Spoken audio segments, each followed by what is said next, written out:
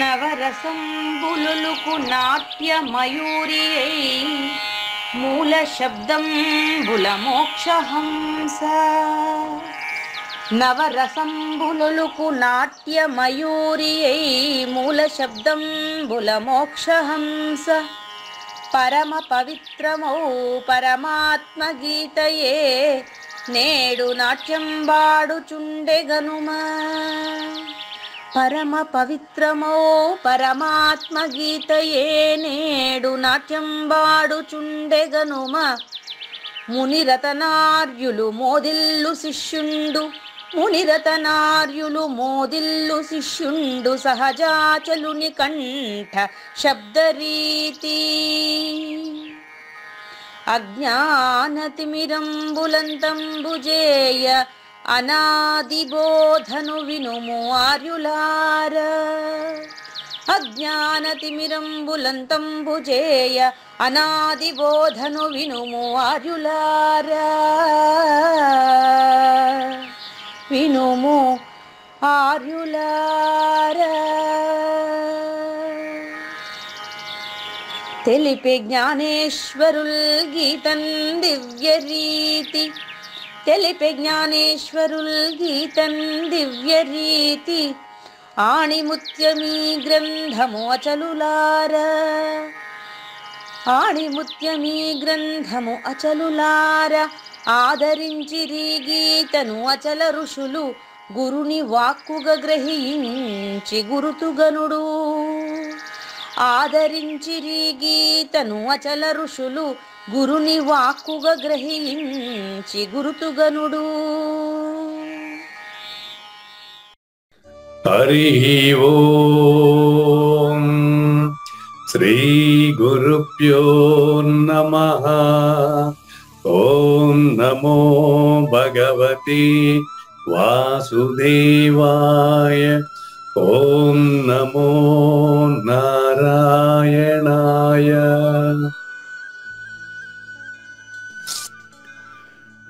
ఈ గీతా జ్ఞానగిన కార్యక్రమం మొదలై నిన్నటికి 913 రోజులైందండి. ఈ రోజు 914 రోజు. ఈ గీతా జ్ఞానగిన కార్యక్రమం సంకల్పించి నిర్వహిస్తున్న శ్రీ విద్యాసాగర్ గురువు గారికి, శ్రీ వెంకటేశ్వర గురువు గారికి శ్రోతలందరి తరపున ధన్యవాదాలు వంపాలి. ఈనాటి కార్యక్రమంలో పాల్గొన్న ఆత్మస్వరూపులైన శ్రోతలందరికీ కైవల్యాశ్రమం తరపున, అలాగే శ్రీ శివరామ దీక్షితుల వారి అచల యూట్యూబ్ ఛానల్ తరపున హృదయపూర్వక స్వాగతం, వందనాలు. కార్యక్రమం ఆరంభించమని గురువు గారిని కోరుతున్నానండి. సర్వము గురువుమయము, సర్వము గురువుమయము.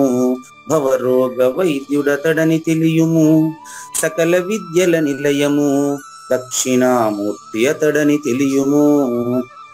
మూగవాణి మాటను, ఈ మూగవాణి మాటను శ్రోతలు కోటలు దాటింతురు.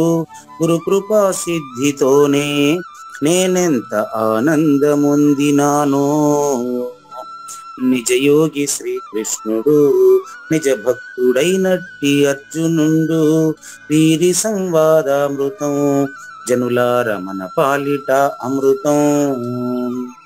వేద వ్యాసుడు దీనిని జనుల యద వికసించునట్లుగాను మహాభారతమందున వెలిగించే కోటి సూర్యుల వెలుగుతో.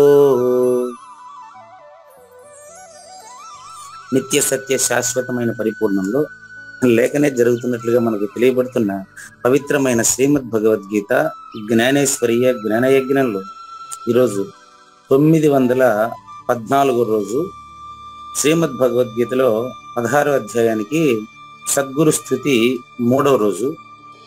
శ్రీకృష్ణ దేశికేంద్రుల కందపద్యాలలో కూడా సద్గురు స్థుతి 3వ రోజు. ఈరోజు 19, 20 కందపద్యాలతో శ్రోతలందరికీ సాదర స్వాగత సుమాంజలి. గురుభ్యో నమః.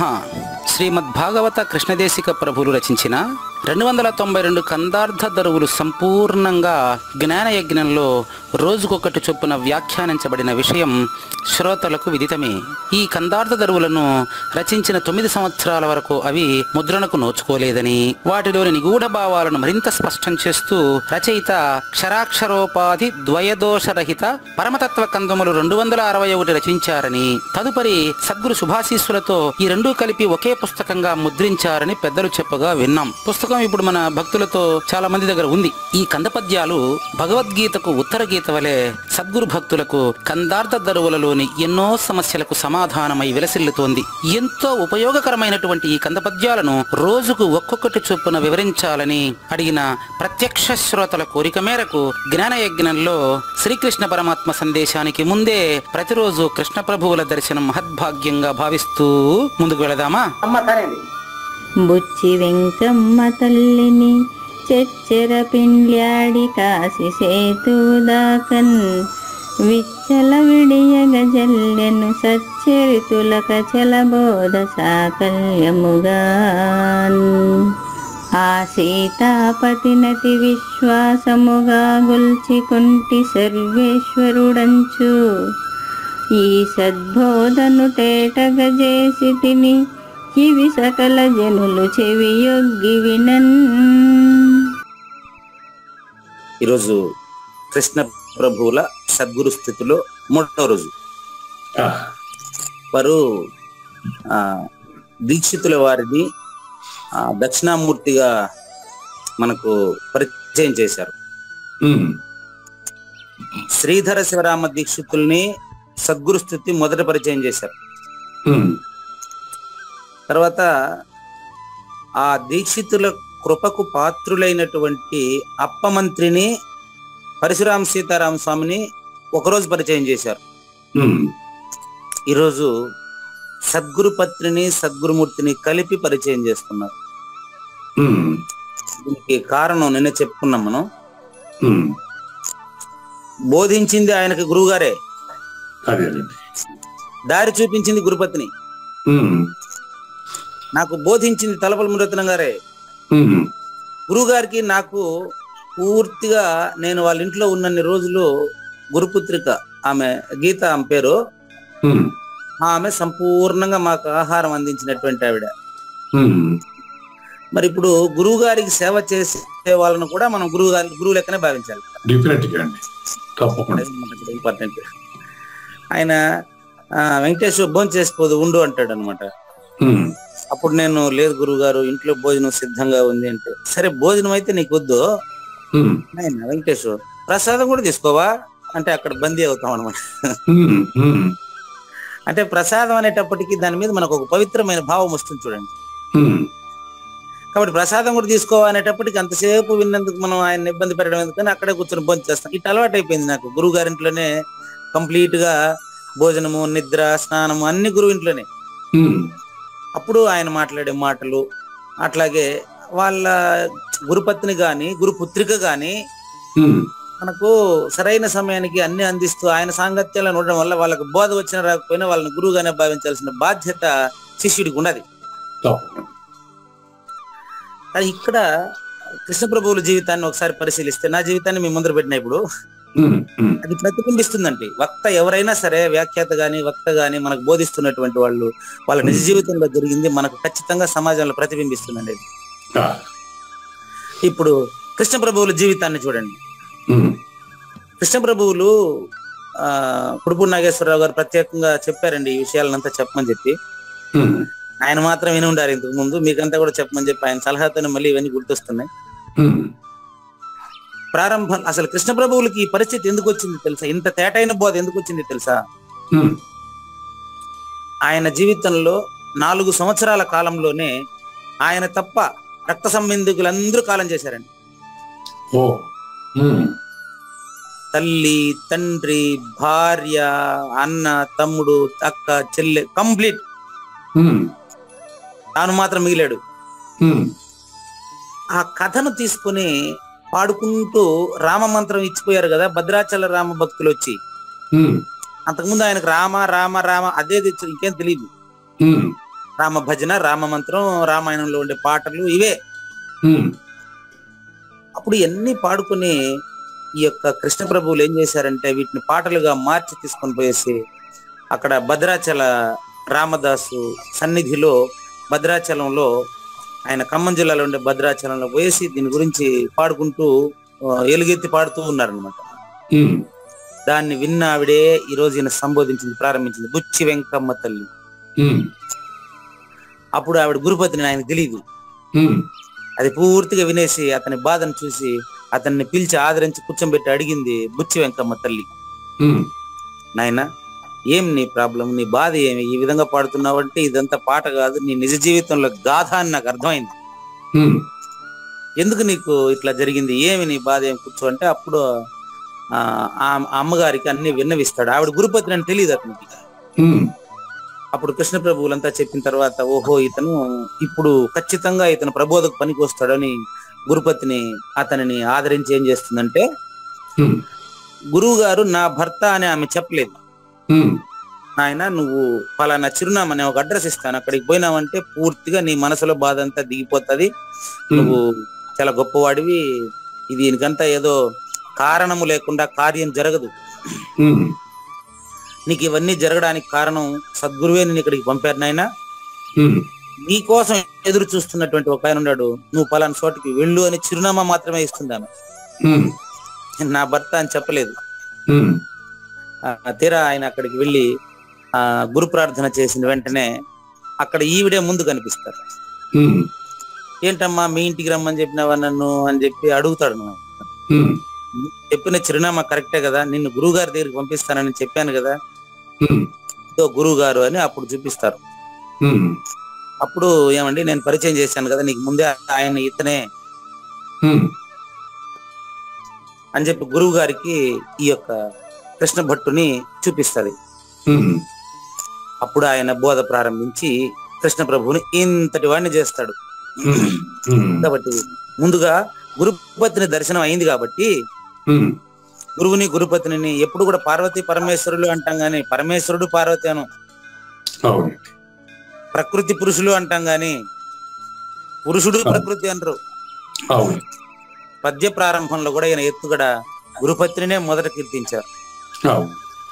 నామరూపాల తర్వాత చైతన్యం నేనని తెలియబడుతుంది తప్ప ముందే చైతన్యం నేనని తెలియబడదు, శూన్యం, అది అబద్ధపు గుర్తది. కాబట్టి బోధ ఎప్పుడు కూడా, బోధ క్రమం ఎప్పుడు కూడా నామరూపాల నుంచే మొదలు పెట్టాలి. చూసుకోండి, పలుకున కలిగిన అర్థము ముందు పలుకే చెప్పాడు ఆయన కూడా. పలుకు పార్వతి, అర్థం ఈశ్వరుడు అండి. పలుకు అర్థము కానటువంటిది పరిపూర్ణం అండి. పలుకు పార్వతి, అర్థం ఈశ్వరుడు. ఓకే, ఈ రెండు కానిదే పరిపూర్ణం అండి. ఇందులో అనుమానమే లేదండి. రెండు అయ్యింది పూజారి వెంకటేశ్వర. రెండు కానిదే పరిపూర్ణం, సింపుల్. కాబట్టి ఈ బోధ నాకు తెలియడానికి కారణం ముందుగా మహాతల్లి గురుపతిని.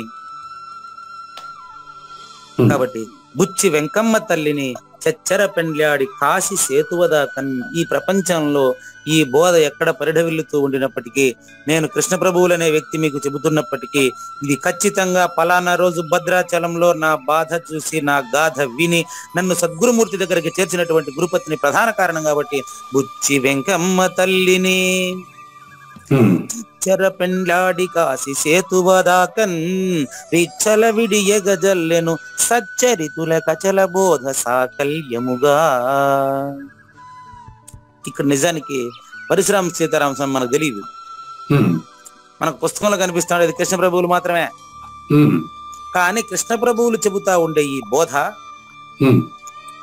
ప్రపంచ నలుమూలలా వెదజల్లబడుతున్నటువంటి ఈ బోధ సద్గురువుదే, నాది కాదు అని అర్థం. చూసారా కృష్ణ ప్రభువుల వినయం ఎంత గొప్పదో చూసారా. ఇప్పుడు ఆ సీతాపతి నాకు గురు బ్రహ్మ, గురు విష్ణు, గురుదేవో మహేశ్వర కాదు, గురు సాక్షాత్తు పరబ్రహ్మ తస్మై శ్రీ గురవే నమః. చూడండి, పలుకు పార్వతి అన్నారు, ఆ పలుకులో ఉండే అర్థం ఈశ్వరుడు అన్నారు. రెండు కలిస్తే మరి ఎరుక, ఈ రెండు కలవకపోతే పరమేశ్వరుడు అంటే సర్వేశ్వరుడు. ఇది చూసుకుంటే నా గురువు ఈ గురుపతిని కంటే అతీతమైన ములుగుచ్చ సందు లేకుండా నిబిడీకృతమై ఉన్నటువంటి సర్వేశ్వరుడు నా గురువు. మీ అందరికి కూడా ఆయన గురువు. ఆ సీతాపతిని ఎవరు? ఆ శ్రీరామచంద్రమూర్తి నాకు ఇక్కడ బుచ్చి వెంకమ్మ తల్లి భర్తగా కనిపించారంతేను. ఆ రాముడే వశిష్ఠ గీత విన్నాడే, యోగ వాసిష్టం మనకందరికి పంచాడే వశిష్ఠ మహర్షి ద్వారా. ఆ రాముడే సీతాపతి అని పెట్టాడు చూసుకోండి. మరి బుచ్చి వెంకమ్మ తల్లి భర్త అని పెట్టలేదే, సీతాపతి అనే పెట్టాడు 2020లో. ఎందుకు తెలుసా? సరిగ్గా 16 సంవత్సరాల ప్రాయంలో యోగ వాసిష్టాన్ని ప్రపంచానికి వినిపించేలా చేశాడే ఆ సీతాపతి ఈ యొక్క సీతారామ స్వామి. ద్వాపర యుగంలో 16-17 సంవత్సరాల వయసులో కుచేలుడితో కలిసి సుధాముడితో కలిసి సాందీపని ద్వారా బోధ విన్నాడే ఆ శ్రీకృష్ణ పరమాత్మ ఈ సీతాపతి. మరి త్రేతాయుగంలో రాముడు, ద్వాపర యుగంలో కృష్ణుడు నా గురువు అని చెప్పినటువంటి ఈయన ఇప్పుడు కూడా ఈయన అదే కదా. వీరు కూడా కృష్ణ ప్రభువులు కూడా మనకు శ్రీరామచంద్రుడే కదా. ఆ దక్షిణామూర్తి స్వరూపమైన ఏకైక గురు స్వరూపమే కదా. ఆ సీతాపతిని నేను మామూలు విశ్వాసం కాదు, అతి విశ్వాసమునం కొల్చికొంటి ఏమని సర్వేశ్వరుడని ఆయన్ను కొల్చి ఈ సద్బోధ నిజమైన బోధను అచల పరిపూర్ణాన్ని నీ కంటి ముందర స్పష్టంగా కొండెదుట పెట్టి చూపినంత స్పష్టంగా పరిపూర్ణాన్ని నువ్వే పరిపూర్ణమని చూపించే ఈ బోధను తేట చేసేసాను. సింపుల్ గా అందరికి అర్థమయ్యేట్టుగా నేను కందపద్యాల రూపంలో రాసి పెట్టేశాను. ఎందుకో తెలుసా? కొంతమంది చేతిలో పడి, వ్యాపారస్తుల చేతిలో పడి ఇది వ్యాపారం కాకూడదని. ఇది సకల జనులు. ఎందుకు కొంతమందినే భావిస్తారు మీరు? కొంతమందికి అందరికి అర్హత ఉందయ్యా. ఇవి సకల జనులు ఆ యొక్క కలనరులు ప్రారంభంలో చెప్పినటువంటిదే ఈ కలనరులారా అన్నాడు. ఇక్కడ సకల జనులు అడు చూడండి. ఈ కలకందములను వినుడు ఓ కలనరులారా అని చెప్పారు కదా. సకల జనులు ఆ యొక్క కల జనులు, కలనరులు అందరూ కూడా. జనులు అంటే జనన మరణాలనే కళను నిజంగా భావించి భ్రాంతి చెందుతున్నటువంటి సకల జనులు అందరూ కూడా చెవి యొగ్గి వినన్, చెవి దగ్గర పెట్టి వినండి అంటే అర్థం ఏంటండి? చెవులు మూసుకోండి అంటే చేతులతో మూసుకోమని కాదు. పంచ విషయాల పట్ల చెవులు మూసుకోండి, పంచ విషయాలకు అతీతమైన పరిపూర్ణం పట్ల చెవుని తెరవండి. ఇంకా మీరు అర్థం చేసుకోండి. ఇక్కడ చిన్న సందేహం వస్తుంది గురుగారు. ఏమి లేదు, దీనికి సంబంధమైంది. ఎలాగంటే సాందీపుడు దగ్గర మహాపురుషుడైనటువంటి కృష్ణుడు, ఆయనతో పాటు కుచేలుడు ఇద్దరు అప్పుడు గురువుపదేశం పొందారు, అంతా బాగుంది. కానీ కుచేలుడు చివరి వరకు కూడా చాలా ప్రాబ్లం పొందాడే. అది ఎందుకు జరిగింది మరి? అంత గురువుపదేశం పొంది మరి ఏం పొందినట్టు సాందీపుడు మరి ఆ గురువు దగ్గర? చెప్తాను. మంచి ప్రశ్న అండి. ఎవరు రాశారు భాగవతాన్ని? మీరు చెప్పిన 2 పాత్రలు రాసింది ఎవరు? అదేనండి. అదే కాదు, తెలుగులో అయితే పోతానండి. సంస్కృతంలో దాన్ని రాసింది వ్యాసుడేనండి. వ్యాసుడు కదా రచయిత. అవును. వ్యాసుని రచనలో కృష్ణుడు కుచేలుడు పాత్రలు. వ్యాసుని రచనలో ఒకడు పేదవాడుగా, ఒకటి ధనవంతుడుగా, చక్రవర్తిగా సృష్టించి ఆయన పుస్తకం రాశాడు. ఆ పుస్తకంలో ఉండే ఇద్దరు కేవలం పాత్రధారులు మాత్రమే. పేదవాడు ధనవంతుడు అని ఇద్దరు లేరు. కావాలంటే చూడండి అని ఒక పురాణ ఉపాఖ్యానం ద్వారా, భాగవత ఉపాఖ్యానం ద్వారా దాన్ని తీసుకుని వచ్చి ఆ యొక్క ద్వారకలో ఇదే కృష్ణుని పెట్టి ఆయన పేదవాడుగా ఆయన దగ్గరికి పోయినట్టు, ఈయన దగ్గర ఆయన అటుకులు ఒక పిడికిడి తింటే ఈయన ఐశ్వర్యవంతుడు అయిపోయినట్టు. ఇప్పుడు పేదవాడు ఎట్టున్నాడు? ఆయన అటుకులు ఈయన తింటానే ఏమైంది? ఈయన శరీరం, ఈయన యొక్క స్థానం అంతా ఏమైంది?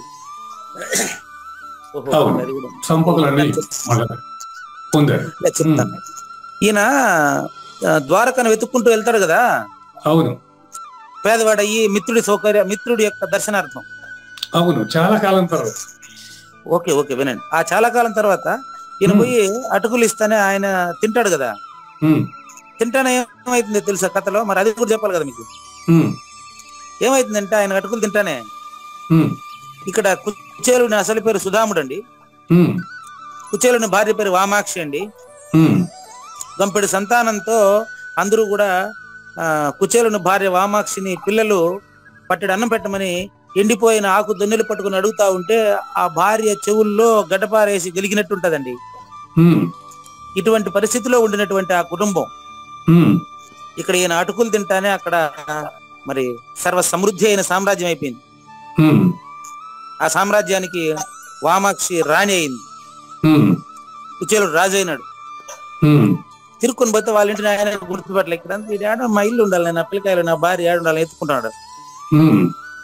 అక్కడ చూస్తే ఆ రాణియే ఈ సుధాముడి యొక్క భార్య వామాక్షి, ఆ సుధాముడే ఈ కుచేలుడు. ఇప్పుడు చెప్పండి, కుచేలుడు ఐశ్వర్యవంతుడు కావడం అనేది ఆ కథలో ఒక భాగం మాత్రమే. కాబట్టి ఇద్దరు పాత్రలను సృష్టించింది. రాముడు రావణుడు ఇద్దరు శత్రువులు కదా అంటే నేను మూడోవాడు అవుతాను. నేను అనేది అది కాదు గురుగారు, సాందీపుడి నుంచి కుచేలుడు నేర్చుకుని ఏది సాధన చేశాడు, ఏం ఆచరణలో పెట్టాడు అనేది నాకు అర్థం కాని విషయం.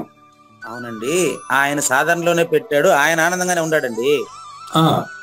ఒక కథను ఇప్పుడు శ్రీకృష్ణుడు కుచేలుడు కథను ఇద్దరు ఐశ్వర్యవంతులు అని చెప్పి ఆ కథ ఎవరు వింటాడా? రాశారు. అవును, పేదవాడుగా ఉండేటువంటి కుచేలుడులోను ధనవంతుడుగా ఉండేటువంటి శ్రీకృష్ణ పరమాత్మలోను ఇద్దరికి కలిపి గురువు ఒకడైనా 10 మంది ఉన్నారా? అంతేనండి, హీరో గాని విలన్ గాని ఉంటే కదా కదా, లేకపోతే అది కథ పెంచడం కోసం రాసింది. అంతేనండి, అంతే, కరెక్ట్. అట్లే క్లియరా? ఇప్పుడు అది రెండుగా నేను చెప్పలేను కదా. అంతేనండి, కరెక్ట్, బాగుంది. అది పురాణ కాలక్షేపానికి కథను అందరూ చూసేదానికి రాసింది అది. అంతేనండి, ఒక అవగాహనకి. అట్లా మీతో పాటు ఇంకో ఉదాహరణ ఇస్తా. ఇప్పుడు నేను రాముడు కాలు తగిలి రాయి ఎట్లా స్త్రీగా మారిందని ఇప్పుడు అడిగిన అనుకో, నేనేం చెప్పేది, మీరే ఆ రాముడు అండి, ఆ రాసింది కథలో భాగం అంతే. అంతేనండి, ఇట్లాంటివంతా కూడా ధనవంతుడు పేదవాడు అనే రెండింటినీ చూసేది. ఇప్పుడు వస్తుంది అదే నెక్స్ట్. ధనవంతుడు పేదవాడు అనే రెండు కేవలం భావించేవాడి భావన మాత్రమేనండి. ఐశ్వర్యం అంటే తనకున్న సౌకర్యాలు తన అవసరానికంటే 3 ఇంతలు ఎక్కువ ఉందని భావించేవాడు ఐశ్వర్యవంతుడు, కానీ డబ్బు ఎక్కువ ఉండేవాడు ఐశ్వర్యవంతుడు కాదండి. కాబట్టి మంచి ప్రశ్న మీరు వేశారు, చాలా మంది వేసేటువంటి ప్రశ్ననే. కుచేలుడు పేదవాడుగా శ్రీకృష్ణుడు ధనవంతుడుగా ఎందుకున్నారు అంటాడు. ఉన్నారు గురించి కాదు, ఈయన ఆచరణలో కుచేలుడు సుధాముడి దగ్గర సాందీపుడి దగ్గర పొందింది ఏ రకంగా ఆచరించాడు అనేది నాకు కనపడలేదు. చక్కగా ఆయన గుర్తులేదంతే, విషయాలు కొన్ని మర్చిపోయి ఉన్నాడు, ఆ విషయాన్ని ద్వారకలో ఆయన గుర్తు చేస్తాడు. అది కూడా ఉంది ఆడ. కుచేలుడు శ్రీకృష్ణుడు కేవలం పుస్తకములో పాత్రధారులు మాత్రమే. వారిద్దరిలో ఈరోజు మీరు రైస్ చేసినటువంటి సందేహం సమాజంలో అందరికీ వచ్చేదేనండి. ఒకరు పేదవాడుగా ఒకరు ధనవంతుడుగా మీరు భావిస్తున్నారు అంటే, కొంతమంది అంటే పుస్తకాన్ని చదివే వాళ్ళు భావిస్తున్నారు. అది కేవలం శ్రోతకు, పఠితకు లేక పాఠకునికి ఆసక్తి కలగడం కోసం చిత్రీకరించిన పాత్రలు మాత్రమే. అందుకని కథను కొనసాగించడానికి కొన్ని వర్ణనలు మాత్రమే. ఉన్నది ఉన్నట్లు తెలిసిపోయిన తర్వాత లేనిది లేనేలేదు కదా. లేనిది ఉన్నదాన్ని గురించి చెప్పేదానికి లేనిది అసలు లేనేలేదు. అల్టిమేట్ అంటే ఈ యొక్క ద్వయరహితమైనటువంటిది సూచన అయినప్పుడు వాళ్ళు ధనవంతులు పేదవాళ్ళు అనే సమస్య రాదు. ఆ విషయాన్ని ఇప్పుడు మనకు ఇక్కడ జ్ఞానేశ్వరి కొనసాగించబోతున్నారండి. చూడండి, వాళ్ళు ధనవంతులు, మళ్ళీ చెప్తున్నా, ధనవంతులు పేదవాళ్ళు పుస్తకంలో పాత్రధారులు మాత్రమే, చదవడానికి ఆసక్తి కొలపడానికి చేసినటువంటి వర్ణన మాత్రమే. భాగవతంలో లేక పురాణంలో అది శ్రోతను ఆకర్షించడానికి చేసినటువంటి వర్ణనలు మాత్రమే. అక్కడ వేదాంతానికి ఏమంటామంటే వేదాంతానికి సమయం తక్కువ అండి, అవకాశం తక్కువ అండి. వేదాంతం బోధించడానికి పురాణంలో అవకాశం తక్కువ ఉంటది. అందుకని భగవద్గీత ప్రత్యేకమైన గ్రంథం అయింది. చూడండి, ఇది మహాభారతంలో అంతర్భాగమే అయినప్పటికీ ఇది ప్రత్యేకమైన గ్రంథం కావడానికి అవకాశం అంత అవసరం ఇదేనండి. గమనించండి. ఇప్పుడు మరి కృష్ణ ప్రభువులకు ధన్యవాదాలు తెలియజేస్తూ ఇంతవరకు కృష్ణ ప్రభువుల కందపద్యానికి భావం అండి.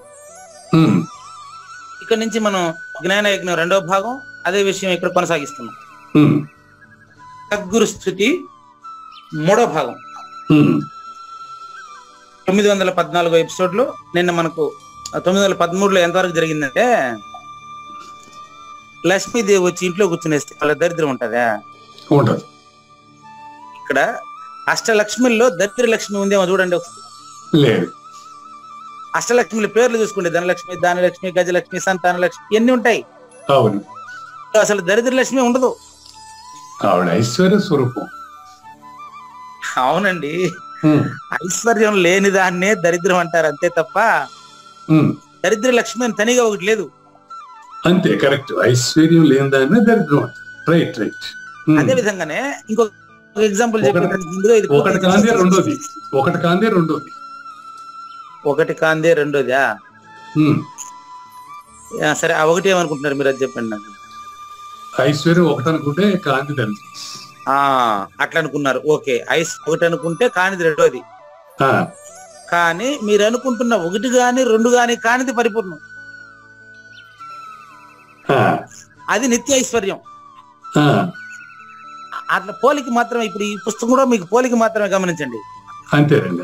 మహాలక్ష్మి స్వయంగా ఎవరింట్లోనే వచ్చి కూర్చుంటే అట్టి గృహస్థు ఇంట్లో దరిద్రం అనే మాట వినపడుతుంది, ఇంకా వినపడదు. అట్లా ఇక్కడ అర్థం ఏంటిదంటే, ఇంకో ఉదాహరణ చూడండి. చీకటిగా ఉండేటువంటి ఇంట్లో సూర్యుడు గెస్ట్ గా వచ్చేసాడు అనుకో, ఇదంతా వర్ణం మాత్రమేనండి. నెక్స్ట్ రెండో వర్ణన మీరు భగవద్గీత తీసుకోవచ్చు అనుకో. ఆయనకు ఇది మొబైల్ రికార్డింగ్ కరెంట్ పోయిందన్నారు కదా, పర్వాలేదు. జ్ఞానేశ్వర భగవద్గీత ఇంట్లో పెట్టే వాళ్ళు మీరు చూడండి. ఇప్పుడు చీకటిగా ఉండే ఇంట్లో సూర్యుడు గెస్ట్ గా వచ్చేసాడు మనకు. అప్పుడు చీకటిగా ఉన్న ప్రదేశంలోనే వెలుతురు ఉంటుంది. చీకటే ప్రకాశం అయింది అని అంటాం దాన్ని. అంటే చీకటే వెలుతురు అయింది అని అంటాం. చీకటి వెలుతురుగా మారలేదు. సూర్యుడి రాకతో చీకటి లేదైంది. ఇది గుర్తుపెట్టుకోండి. ఇదే విధంగా ఏ దేవుని వద్ద అయితే ఈ అనంత ఇప్పుడు పరిపూర్ణ సూచన, ఆ రెండింటిని ఉపమానం చెప్పాము. చెప్పబోయే పరిపూర్ణ సూచన ఉపమానానికి అందదు. మనకు మొన్న చెప్పాడు, ప్రతి లేని పరశురామక్షితి సుర వంశమణి అయిన సీతాపతికిన్ అని చెప్పాడు ఆయన. అంటే గురుబోధ అనేది పోలిక చేసి చెప్పేదానికి వీల్లేదు నాకు. అందుకని మీకు సూర్యుడిని తర్వాత ఐశ్వర్య లక్ష్మిని ఉదాహరణగా చూపించాను. పరిపూర్ణంలో ఎరుకలేదు, అటు ఉదాహరణగా చెప్పానంటే. ఇప్పుడు ఇక్కడ పరిపూర్ణం అనేది వస్తువు కాదు, మన అవగాహనకి. ఇప్పుడునండి క్లియర్ గా చూడండి. ఏ దేవుడి దగ్గర అయితే, అంటే ఏ పరిపూర్ణంలో అయితే ఈ అనంత విశ్వము అంటే దరిద్రం గాని ఐశ్వర్యం గాని ఈ రెండు ఉండదో, నేను ఐశ్వర్యవంతుణ్ణి అంటే కూడా నేను పేదోడు కాదనే ద్వైతం సూచన వస్తుందా? అదే చెప్తా ఉండేది. పరిపూర్ణంలో ఇంత విశ్వము పరమాణువుగా కూడా లేదు. బాగా గుర్తుపెట్టుకోండి. అనోరణీయాన్ మహితో మహియాన్ అనేది ఎరుకండి, చాలా ఇంపార్టెంట్. అణువు కంటే చిన్నది, మహత్తు కంటే పెద్దది. ఎందుకంటే అణువు కంటే చిన్నగా కూడా గుర్తుంది. మహత్తు కంటే పెద్దదని ఎందుకు చెప్పారో కూడా చెప్పేస్తాను మీకు. బ్రహ్మణ్యోర్ అవ్యక్తం అవ్యక్తాన్ మహత్తు అన్నారు. అంటే ఆ మహత్తు దానికి ముందు అవ్యక్తంలో ఉంది. సృష్టికి సంబంధించిన అవ్యక్తమే అన్నిటికంటే పెద్దది, దానికంటే పెద్దది లేదు. కానీ సృష్టి లేనిదే పరిపూర్ణం. అర్థమైందా? ఇంకా మళ్ళీ చెప్పాలా? ఈ విషయం మళ్ళీ చెప్పాలా? లేదండి, సృష్టి లేనిదే పరిపూర్ణం. అది ఆ పరిపూర్ణంలో ఈ అనంత విశ్వము అణువుగా కూడా లేదు. ఇప్పుడు వచ్చిన ఈ విషయం వచ్చేసి, అప్పుడు ఇతను ధనవంతుడు ఇతను పేదవాడు అనే గుర్తించే అబద్ధపు గుర్తు నాగేశ్వర ప్రసాద్ది, అంతేగాని మీది కాదు. మీరు పరిపూర్ణులు. క్లియర్ అయిపోయిందా? చూసుకోండి. మీరు గాఢ నిద్రలో మీరు పరిపూర్ణులే కదా అయ్యా. వినిపిస్తుందా? లేదు, నాకేం డిస్టర్బెన్స్ లేదండి. మీరు గాఢ నిద్రలో పరిపూర్ణులండి. అప్పుడు కృష్ణుడు ఐశ్వర్యవంతుడు, కుచేలుడు పేదోడు కదా అనేటువంటి భావన మీకుందా? లేదు. నువ్వే ఇప్పుడు మాట్లాడుతా ఉండేది. ఇప్పుడు కూడా ఆ నువ్వే నువ్వు అనుకుంటే ఇప్పుడు వాళ్ళిద్దరి మధ్య తేడా చూసేటువంటి నాగేశ్వర ప్రసాద్ లేడు. అదే పరిపూర్ణ స్థితి. అంటే మిగతా అప్లై చేసుకోవాలి, స్పర్శ ప్రాక్టీస్ చేసుకోవాలి. క్లియరా? ఇప్పుడు చూడండి, అట్టి దేవుడు అంటే ఆ పరిపూర్ణం అండి. ఆ భక్తి అనే తరంగములకు వశమైనాడు అనుకో, బాగా గమనించండి. అటువంటి వాడు ఇప్పుడు అంటే మరి నామరూపాలు ఎట్టొచ్చినా ఈ గురువులకి అని మీరు ప్రశ్నిస్తారు, దానికి సమాధానం వచ్చేస్తాం. అట్టి పరిపూర్ణుడు ఏ శరీరం నుంచి చెప్పకుండా ఉంటాడు చెప్పండి. ములుగుచ్చేదానికి సందు లేకుండా నామరూపాలకు అతీతంగా అంతటా ఉండేటువంటి సద్గురుమూర్తి ఏమండి సాందీపనిగా వస్తాడు, వశిష్ఠుడుగా వస్తాడు, వ్యాసుడుగా వస్తాడు. మనకి ఎందుకండి? పాయింట్ ఏంటండి, ఇప్పుడు నామరూపాలు గురువుకి ఎలా వచ్చాయి అనేది, ఎందుకోసం వచ్చాయి, ఎవరు చేశారు అనేది కూడా పాయింటే కదా గురువు గారు. అవునండి, ఎవరు చేయలేదనే చెప్తాండి. దీన్ని ఎవరు చేయలేదని, చీకటిని ఎవరు సృష్టించారు చెప్పండి చూద్దాం. అయ్యా, చీకటిని ఎవరైనా సృష్టించారా? చీకటిని ఎవరు సృష్టించరా? అంతే, సృష్టి కూడా అంతే, సృష్టి కూడా అంతే. ఇప్పుడు ఆ రకంగా చూస్తే చీకటి ఉందేదో ఉంది, దాంట్లో ఎలుగొచ్చి పడింది అన్నట్టు, వచ్చినట్టు పడింది అనుకోవచ్చా? కాదండి, కాదండి. ఈ చీకటి ఉంది, వెలుగొచ్చి పడింది నాగేశ్వర ప్రసాద్ కథ. మీరు మాట్లాడాలంటే పంచభూతాల్లో ఉండి మాట్లాడాలండి. కాబట్టి మీరు చీకటి ఉంది, దానికి వెలుతురు వచ్చి పడింది, ఇదంతా సూర్యుడు, చంద్రుడు, భూమి మధ్యలో ఉండే నాగేశ్వర ప్రసాద్ కథ. అవును, ఇవన్నీ పరిపూర్ణం లేవండి. పట్ట పగలు లాంటి వెట్ట వెలి బట్ట బయలండి పరిపూర్ణం, అంతటా నిండి నివిడీకృతమై ఉందండి. ఈ మంచి ప్రశ్న, వెరీ గుడ్. ఈ యొక్క నాగేశ్వర ప్రసాద్, పూజారి వెంకటేశం, జ్ఞానయజ్ఞం అనేది నవగ్రహ నక్షత్రాలకు సంబంధించినటువంటి 432 కోట్ల సంవత్సరాల సృష్టికి సంబంధించినటువంటి 200 కోట్ల సంవత్సరాల కాల పూర్తయినటువంటి సృష్టి 2023వ సంవత్సరానికి సంబంధించింది కదా. ఇదంతా పరిపూర్ణంలో లేదండి. అదే నువ్వండి. అది మీకు చూపించాలంటే మళ్ళీ చూపిస్తాను. గాఢ నిద్రలు పూర్ణులే, అక్కడ చీకటి వెలుతురు రెండింటిని భావించే నాగేశ్వర ప్రసాద్ అక్కడ ఉన్నాడా? ఇప్పుడు కూడా ఆ నువ్వే కదా ఇప్పుడు మాట్లాడుతుండేది కూడా. కాబట్టి మీరు పరిపూర్ణులండి. చూసుకోండి, అటువంటిది తెలిసిపోయిన తర్వాత వాడు నాగేశ్వర ప్రసాద్లోనూ పరిపూర్ణాన్ని చూస్తాడు, చీమలోనూ పరిపూర్ణాన్ని చూస్తాడు, దోమలోనూ పరిపూర్ణాన్ని చూస్తాడు. ఏదో పాట ఉంది, చీమలో అంతటా నిండు రాళ్లలో అంతటా ఉండి పరిపూర్ణం అని చెప్తాడా? అదైన వాడు దాన్నే చూస్తాడండి. ఇంకా అట్టి వాడు భక్తుని కొరకు ఏ రూపము ధరించకుండా ఉంటాడు, మీరే చెప్పండి. ఇట్లా మీ డౌట్ అంతా ఇంకా తీరుతుంది చూడండి. రోజు చూడండి, ఇదే విధంగా గీతను గురించి నేను వర్ణించుట కూడా ఇందాక చెప్పాను మీకు, ఈ నవగ్రహ నక్షత్రాదులతో కూడినటువంటి సృష్టి పరిపూర్ణంలో లేదని ఇందాక చెప్పానా? అదే చెప్తారు ఇప్పుడు జ్ఞానేశ్వర. చూసుకోండి, చూడండి, ఇదే విధంగా గీతను గురించి నేను మీకు వ్యాఖ్యానం చేసి మిమ్మల్ని నేను పరిపూర్ణం చేసేస్తానని ఆతరపడి ఎలాంటిది తెలుసా? కావూరు నాగేశ్వర ప్రసాద్ గారు మిమ్మల్ని నేను పరిపూర్ణం చేసేస్తానండి అని చెప్తే ఎట్లాంటిది తెలుసా? గగన కుసుమము యొక్క సుంధమును ఆస్వాదించడమే. పట్టుకోండి, ఆకాశ పుష్పము యొక్క వాసనను ఆస్వాదించడం వంటిది. ఆకాశానికి పుష్పం ఉంటదా? కాబట్టి పరిపూర్ణంలో ఎరుక లేదు. చీకటి ఉండింది, అందులో వెలుతురు వచ్చింది అనేది అంతా నాగేశ్వర ప్రసాద్ అంటే పూజారి వెంకటేశం. కానీ మీరు పరిపూర్ణులు, మీరు సర్వ సమర్థులు. నేను పుస్తకం చదువుతున్నానండి. మీరు సర్వ సమర్థులు తండ్రి. అందువల్లనే మీరు మీ సామర్థ్యం వలన నా కోరికలన్నీ, పూజారి వెంకటేశానికి రావాల్సిన ప్రశ్నలన్నీ తెలియకుండా ఉంటే నాగేశ్వర ప్రసాద్ అనే ఉపాధిలో నుంచి ప్రశ్నలు బయటకు వచ్చేస్తాయి. ప్రపంచానికి పరిపూర్ణ ప్రబోధ సరళతరం అయిపోతా ఉంది, చాలా సులభమైపోతా ఉండదు. ఒరే నాయన, దీనికి ఇన్ని సంవత్సరాలు ఇన్ని ఎకరాలు రాసిచ్చేసి ఆశ్రమాల చుట్టూ తిరిగినానే, ఇంత డబ్బులు ఖర్చు పెట్టి అనవసరంగా దీనికి తిరిగినానే అని ఇప్పుడు వింటా ఉండే వాళ్ళు చాలా మంది అనుకుంటా ఉన్నారు.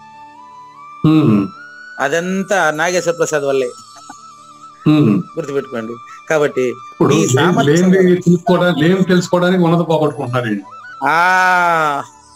మళ్ళీ చూడండి, దాంట్లో మళ్ళీ కరెక్షన్ చేస్తా. చెప్పండి. చెప్పండి. ఇది తెలుసుకు లేదని తెలుసుకోవడానికి ఉన్నది పోగొట్టుకున్నారు, ఉన్నది అనుకుంటే పోగొట్టుకుంటున్నారండి. అట్లే రండి, దాన్ని చిన్నగా చేంజ్ చేస్తాను. మీరు చెప్తేనే చెప్తా, లేకపోతే నాకు రాదు. చూడండి, పరిపూర్ణం ఉన్నదా లేనిదా? ఉన్నది. అట్టే రండి. ఉన్నది తెలుసుకోవడానికి బాగా గమనించండి. ఉన్నది తెలుసుకోవడానికి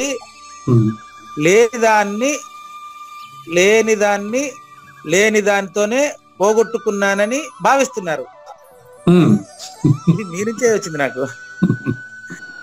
ఉన్నది పరిపూర్ణం అండి, అందులో లేనివాడు లేని వస్తువుల్ని ఉన్నదనుకుని దాంతో ఉండే పరిపూర్ణాన్ని పొందాలనుకుంటా ఉన్నాడు. వాడు ఎట్ట పొందుతా? అది కాదు. ఇప్పుడు పెద్దట జ్ఞానయజ్ఞం వినేసి కూడా మళ్ళీ డబ్బులు ఎంత ఖర్చు పెట్టి తెలుసుకుంటారంటే కుదరదు. కాబట్టి చూడండి, మీరు సర్వసమర్థులు అంటే మీరు అంటే ఎవరో కాదు, వింటున్న ప్రతి శ్రోత సర్వసమర్థుడు తండ్రి. ప్రతి శ్రోత సర్వసమర్థుడయ్యా. ఎందుకంటే మానవ జన్మ కంటే ఉత్తమ జన్మ లేదు. ప్రతి మానవుడు సర్వసమర్థుడే. అనవసరంగా మీకు అలవాటైపోయి మాన్యతల వలన ఏదో ఇచ్చి ఏదో పొందుదాం అనుకుంటున్నారు. అలా కాదండి, గుర్తుపెట్టుకోండి. సర్వసమర్థులు అంతేనండి, అంతే అంతే. ఉద్యోగం కోసం డబ్బులు ఖర్చు పెట్టాము, చదివాము, ఉద్యోగం పొందాము. అట్లా పొందేది అనుకుంటా ఉన్నారు వీళ్ళు. కాబట్టి గుర్తుపెట్టుకోండి, మీ సామర్థ్యం వలన నా వాంఛ కూడా నెరవేర్చేశారు మీరు. మీరు వేయాలనుకున్న ప్రశ్నలంతా నేను అనుకున్నవే గానీ నేను వేయలేకపోతాను. అది మీరు వేసి నా దగ్గర నిజమైన గురుమూర్తి నుంచి వచ్చే బోధన, నా దగ్గర బోధన రప్పించి లాగి ప్రపంచానికి పనిచేస్తుంది.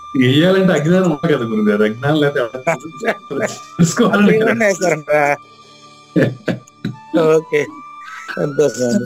అందువల్ల చూడండి, మీ శిష్యుడైనటువంటి ఈ యొక్క జ్ఞానదేవుడు అంటే వింటున్నటువంటి సర్వశ్రోతల్లో నేను కూడా ఒకడనమాట.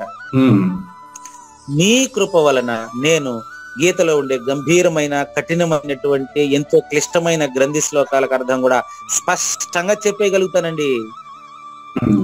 జ్ఞానేశ్వరిగా కాకుండా జ్ఞానేశ్వరి గురువు అయిన నిత్యనాథుడే మీలో ప్రవేశించినట్లు నాకు అనిపిస్తుండదు. చూడండి, అంటే చూడండి, గడిచిన 15వ అధ్యాయంలో శ్రీకృష్ణ పరమాత్మ అర్జునుడికి చెప్పింది ఏం తెలుసా? సమస్త సకల శాస్త్ర సారాంశము సాంఖ్య తారక మనస్కము. లింగమూర్తి గారు పరిపూర్ణ దర్శనిగా ఈ మారి రాసేస్తాడు, పరిపాట రాసేస్తాడు. పరిపూర్ణ దర్శనం ఎట్టుందంటే సకల శాస్త్ర సారాంశం అంతా సాంఖ్య తారక అమనస్కాలుగా అయిన ఆ పేర్లు పెట్టి మొత్తం దాంట్లో పెట్టేసి పరిపూర్ణ సూచన చేసి ఉన్నాడు అని పాట రాస్తారు లింగమూర్తి గారు. ఏం రాశారు ఆయన? సహజాచల రాజయోగి ఇహము పరము రెంటి నెరిగి, అదేందో రాస్తాడు. మళ్ళీ పరిపూర్ణ దర్శిని అను దర్పణం ఎదురుగా పెట్టాడు. ప్రతి వ్యక్తిలో అద్దానికి ఎదురుగా పెడితే తానే కనపడేట్టుగా ప్రతి వ్యక్తిలో పరిపూర్ణం ఉంది అనేటువంటి విషయాన్ని సహజాచల రాజుకి రాశాడు అనేది లింగమూర్తి వర్ణన. అది నేను రాయలేను. అటు రాస్తే పుస్తకాన్ని ఎక్కువ మంది చదివి ఎక్కువ మంది పరిపూర్ణులు అవుతారని ఆయన భావన, అంతే. అది నేను చెప్పలేను, ఆయన చెప్పలేను, నువ్వు చెప్పలేవు. ఉండే పరిపూర్ణాన్ని చెప్పేదానికి మనం అవసరమే లేదు అసలు. కాబట్టి గడిచిన 15వ అధ్యాయంలో ఇతి గుహ్య తమం శాస్త్రం ఇదముక్తం అయానగా అన్నాడు. అంటే సకల శాస్త్ర సార సంగ్రహం అంతా 15వ అధ్యాయానికి పూర్తయింది అని. మళ్ళా ఎందుకని మీరు 3 రోజులుగా చెప్తున్నారని శ్రోతలు కొంతమంది ప్రశ్నిస్తున్నారు. అయ్యా, చెప్పడం పూర్తయింది, నా ఆచరణలోకి రాలే ఇంకా, అది కథ.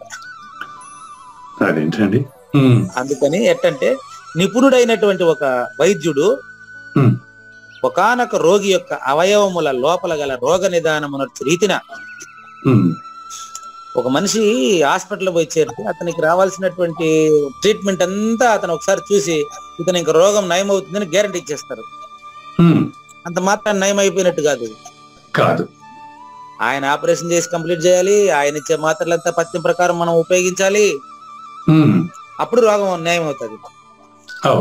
అట్లా మనకేం చేశారు? అశ్వత్థ వృక్షం అని పేరు పెట్టి స్టార్ట్ చేసింది 15వ అధ్యాయాన్ని.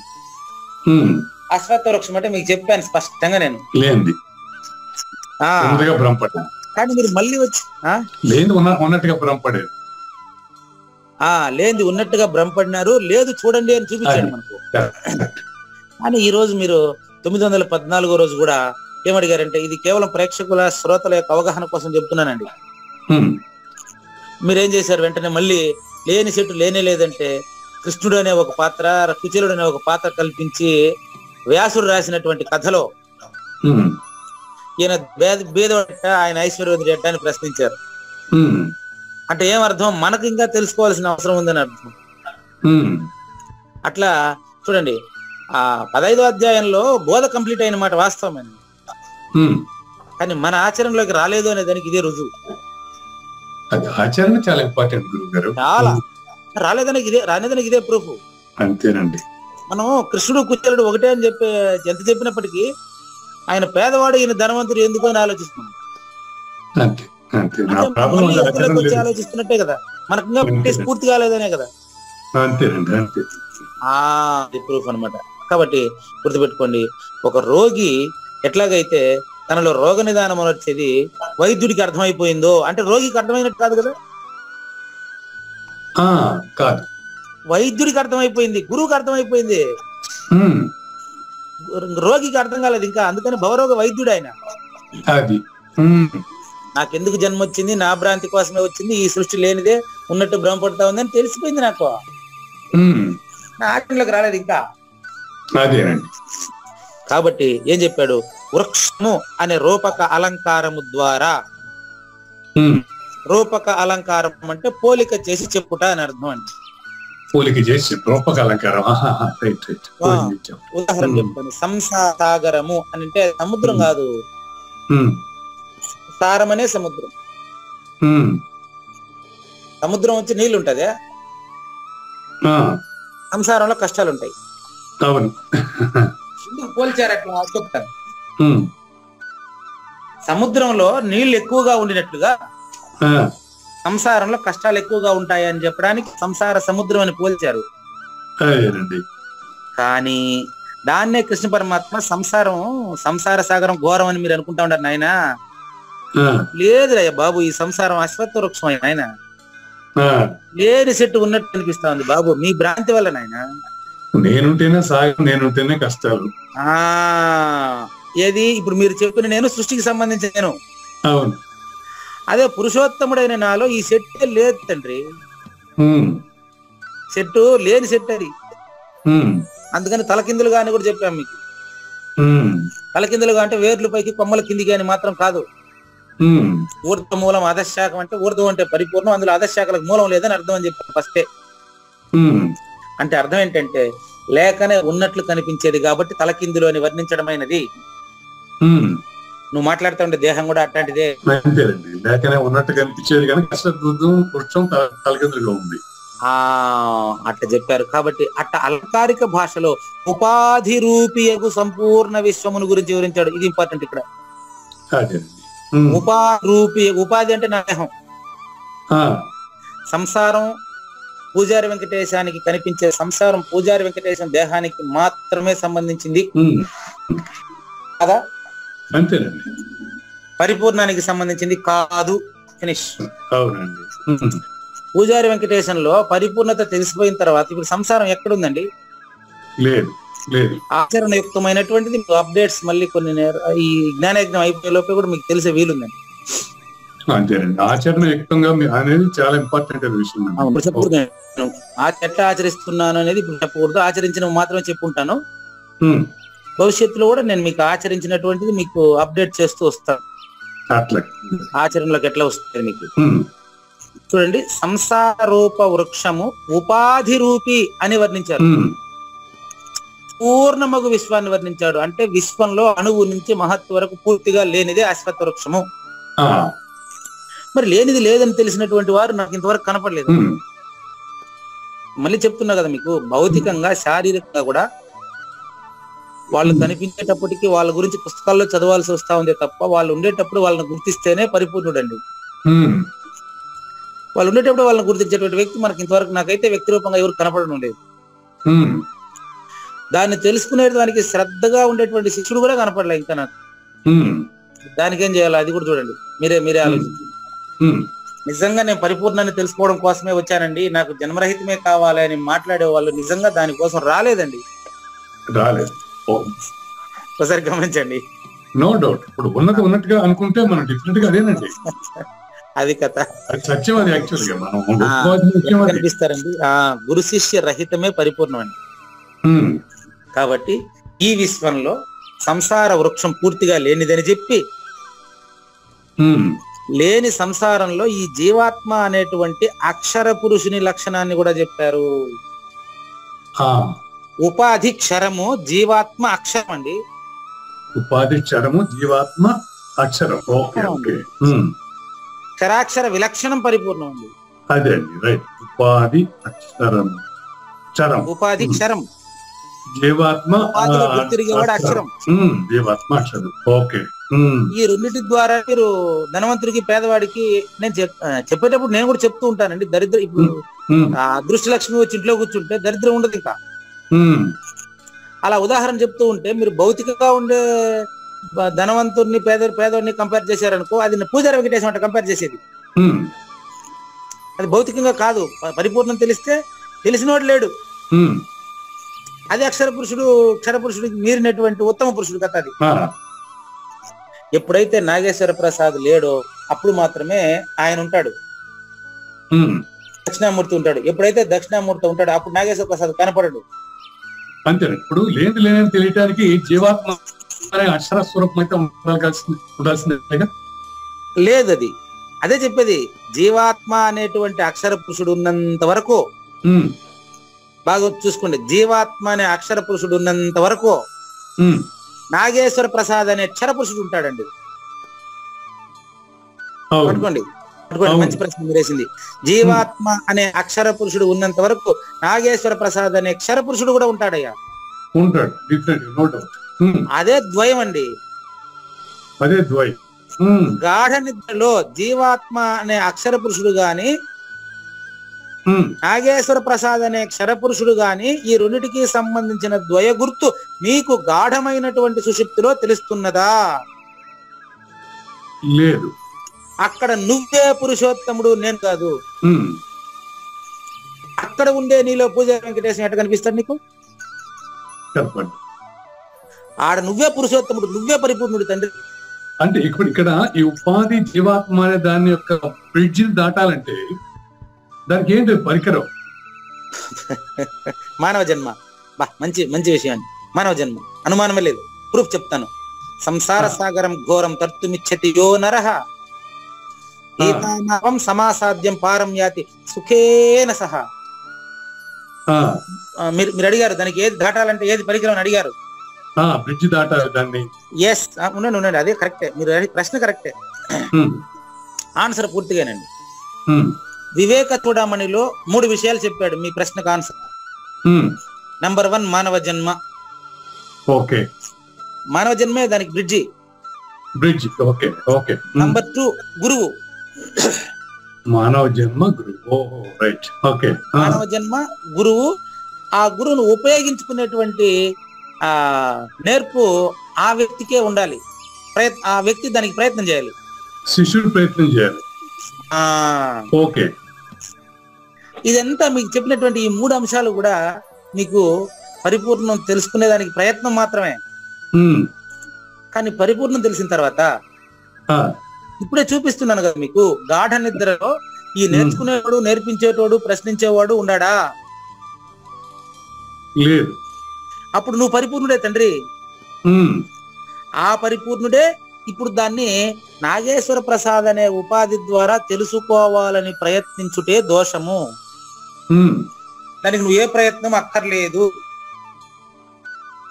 జస్ట్ ఇప్పుడే ఈ క్షణమే 914 ఎపిసోడ్ లో ఇక్కడనే ఆ స్థితిని అనుభవించవయ్యా. ఎవరు వద్దన్నారు మిమ్మల్ని?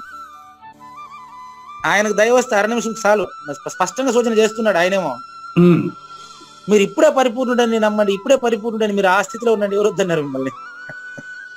లేదు కానీ మనం మోసం చేసుకున్నట్టు కాదంటారా అట్ట అనుకుంటే? నేనెందుకు కాదంటాను, అది మీరు కాదంటారా అంటే నాకు సందేహం ఉంది. కరెక్ట్ గా ఎగ్జాక్ట్ గా నేను పరిపూర్ణుడని భావం నాకు ఉంటే నేను భావిస్తే ఊకే అనుకోవటం అర్థం ఉంది. మీరు భావించాల్సిన అవసరమే లేదండి. స్పష్టంగా తెలిసినప్పుడు అట్లా అనుకోవటం నేను మోసపుచ్చుకోవటం కాదు. అదే మీరు భావించేవాడు ఉంటే అనిపిస్తుంది.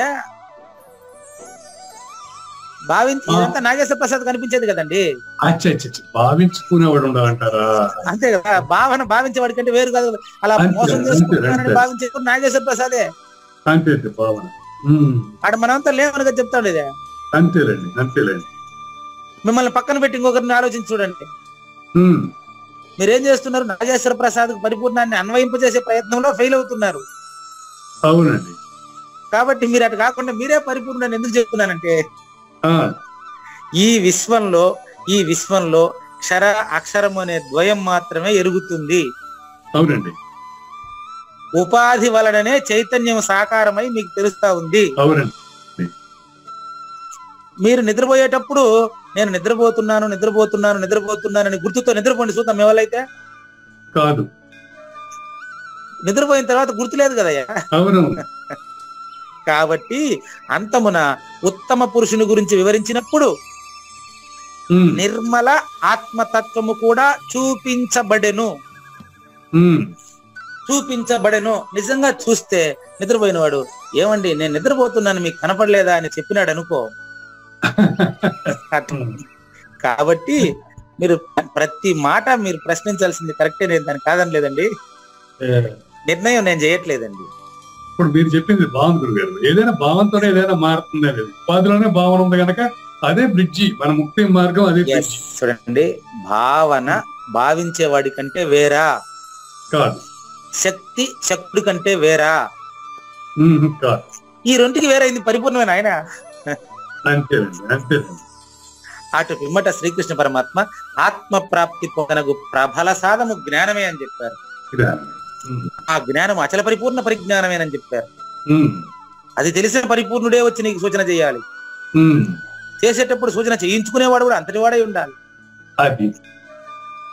అందుచేత ఈ 16వ అధ్యాయంలో ఏం చేశారంటే, ఇలా మనకి ఇంత కష్టపడినా కూడా సూచన కావడం లేదు కాబట్టి అలా సూచన అయ్యేదానికి ముందుగా ఏం చేయాలంటే దైవీ గుణాలను పెంపొందించుకోవాలి. మనం ముందుగా 25 అపరోక్షం కావాలండి.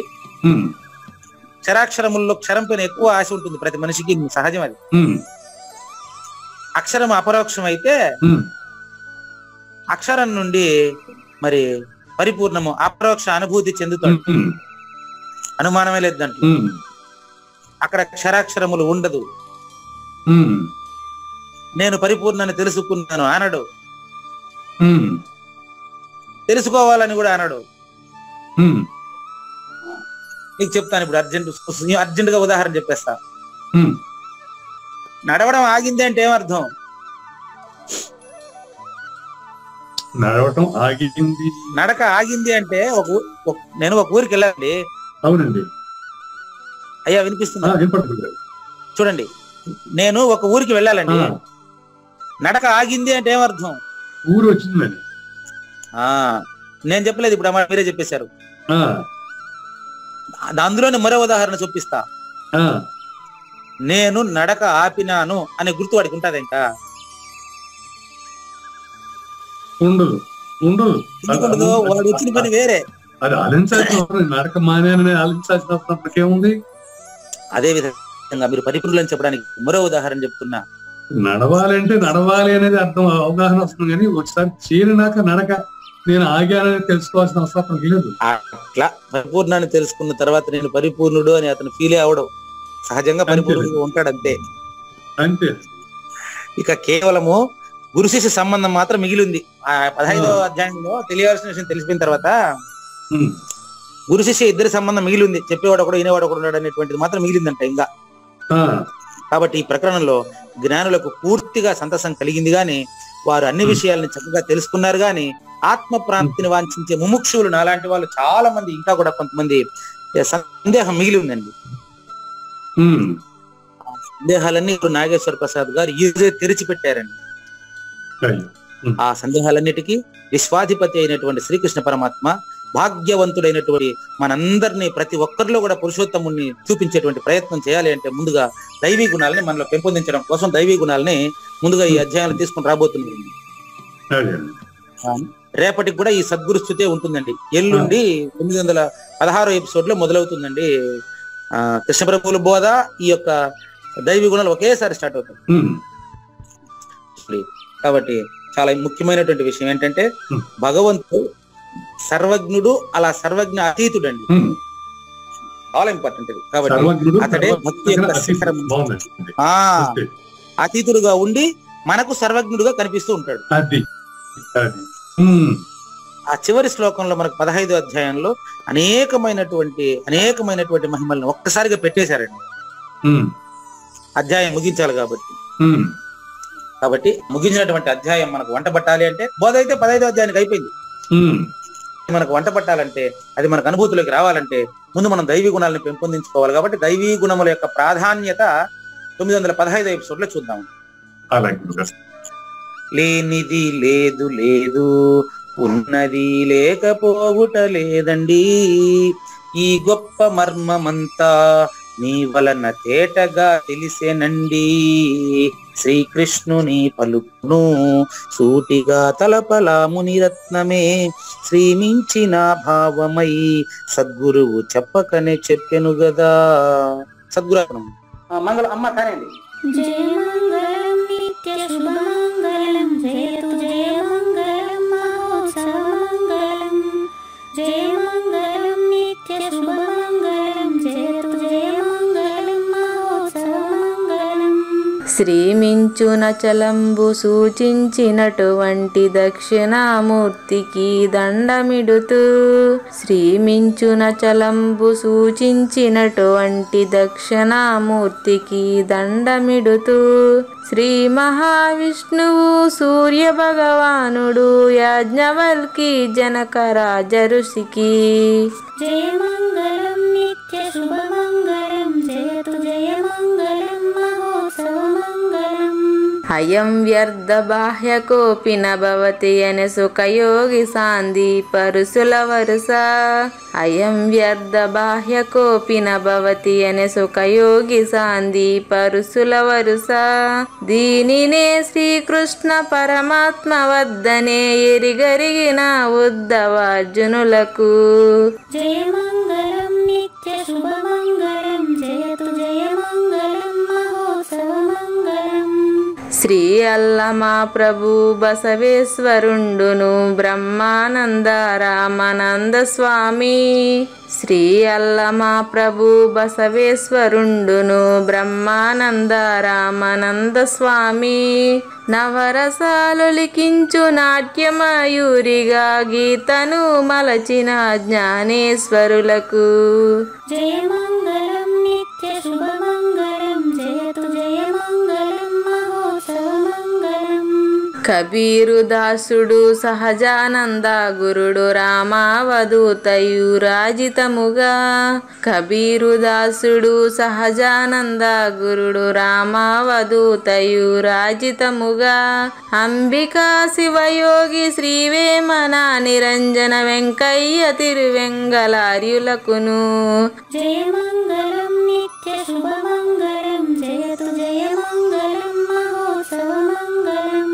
శ్రీ బృహద్వాశిష్ట సిద్ధాంతమును చేసి జనన మరణ భ్రాంతి జడుపు బాపి, శ్రీ బృహద్వాశిష్ట సిద్ధాంతమును చేసి జనన మరణ భ్రాంతి జడుపు బాపి, అచల సాంప్రదాయమవనిలో నెలకొలిపి అందించినట్టి శివరాములకును జయ మంగళం నిత్య శుభమంగళం, జయతు జయ మంగళం మహోత్సవ మంగళం.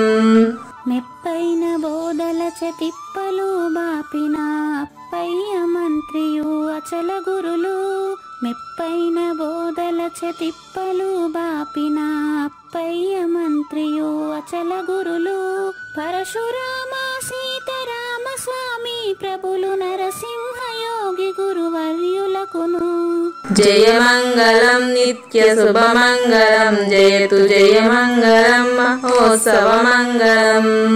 కంద కందార్థముల నందించి బృందముకు రంది పాపిన కృష్ణ ప్రభువునకును, కంద కందార్థముల నందించి బృందముకు రంది బాపిన కృష్ణ ప్రభువునకును, పలుకులా కందనిది పరబయలు ఇది అని పలికిన ఫీల్కాన లక్ష్మణునకు జయమంగళం నిత్య శుభమంగళం జయతు జయమంగళం మహోత్సవమంగళం. ఫీల్కాన లక్ష్మణుల ప్రియ శిష్యవర్యుండు అవధూతయని పేరావనియందు.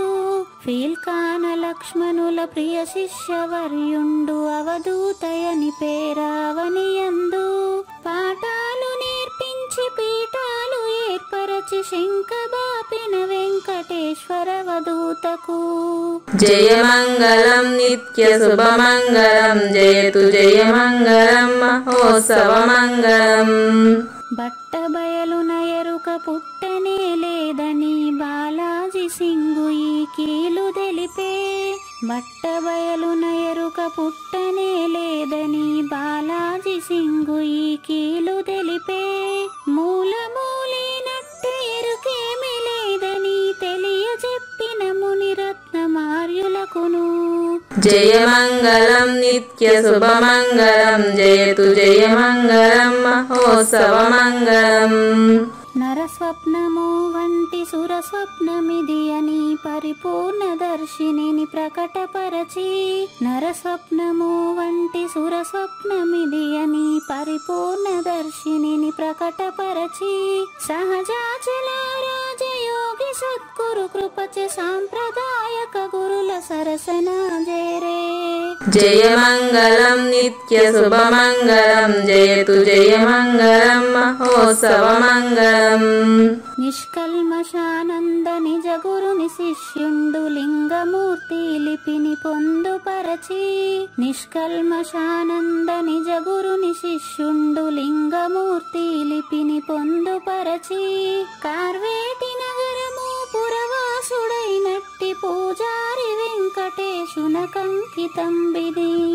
జయమంగళం నిత్య శుభమంగళం జయతు జయమంగళం మహోత్సవమంగళం.